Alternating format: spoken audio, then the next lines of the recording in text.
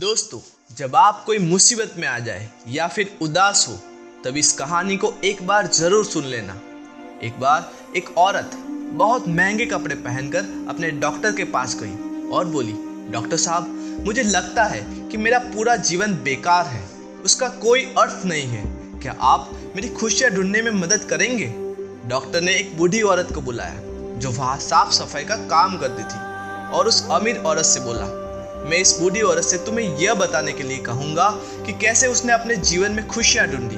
मैं चाहता हूँ कि आप उसे ध्यान से सुने।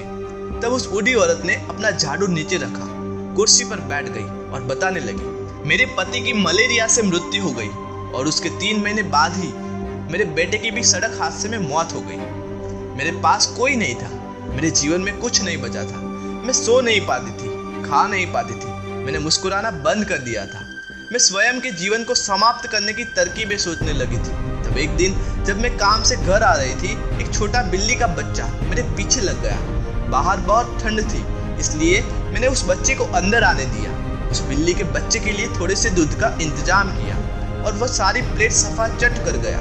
फिर वह मेरे पैरों से लिपट गया और चाटने लगा। उस दिन बहुत महीनों बाद मैं मुस्कुराई। तब मैंने सोचा, यदि इस बिल्ली के बच्चे की सहायता करने से मुझे खुशी मिल सकती है, तो हो सकता है कि दूसरों के लिए कुछ करके मुझे और भी खुशी मिले।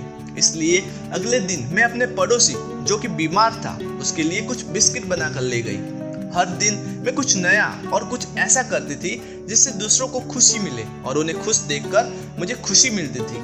आज मैंने खुशियाँ ढूंढी है दूसरों को खुशी देकर। ये सुनकर वह अमीर औरत रोने लगी। उसके पास वह सब था जो वह पैसे से खरीद सकती थी, लेकिन उसने वह चीज खो दी थी जो पैसे से नहीं खरीदी जा सकती। दोस्तों, हमारा जीवन इस बात पर निर्भर नहीं करता कि हम कितने खुश हैं, बल्कि इस बात पर निर्भर करता है कि हमारी वजह से कितने लोग खुश हैं। तो आइए आज शुभारंभ करें इस संकल्प के साथ कि आज हम भी किसी न किसी की खुशी का कारण बने। मुस्कुराइए। अगर आप एक स्टूडेंट हैं और जब आप मुस्कुराते हुए पढ़ने बैठते हैं तो आपका मूड चेंज हो जाएगा। मुस्कुराइए। अगर आप एक अध्यापक हैं और जब आप मुस्कुराते हुए कक्षा में प्रवेश करेंगे तो देखिए सारे बच्चों के चेहरों पर मुस्कान छा जाएगी। मुस्कुराइए। अगर आप एक डॉक्टर हैं और मुस्कुराते हुए मरीज का इलाज करेंगे तो मरीज का आत्मविश्वास दुगना हो जाएगा। मुस्कुराइए।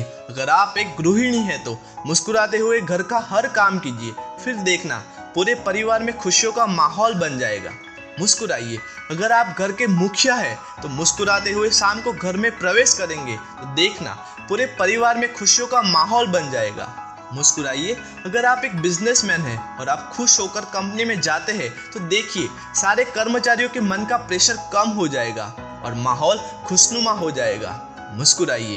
अगर आप दुकानदार हैं और मुस्कुराकर अपने ग्राहक का सम्मान करेंगे तो ग्राहक खुश होकर आपकी दुकान से ही सामान लेगा। मुस्कुराइए। कभी सड़क पर चलते हुए अनजान आदमी को देखकर मुस्कुराए, देखिए उसके चेहरे पर भी मुस्कान आ जाएगी। मुस्कुराइए, क्योंकि मुस्कुराहट के पैसे नहीं लगते, ये तो खुशी और संपन्नता की पहचान है। मुस्कुराइए, क्योंकि आपकी मुस्कुराहट कई चेहरों पर मुस्कान लाएगी। मुस्कुराइए, क्योंकि ये जीवन आपको दोबारा नहीं मिलेगा। मुस्कुराइए, क्योंकि क्रोध में दिया गया आशीर्वाद भी बुरा लगता है और मुस्कुराकर कहे गए बुरे शब्द भी अच्छे लगते हैं।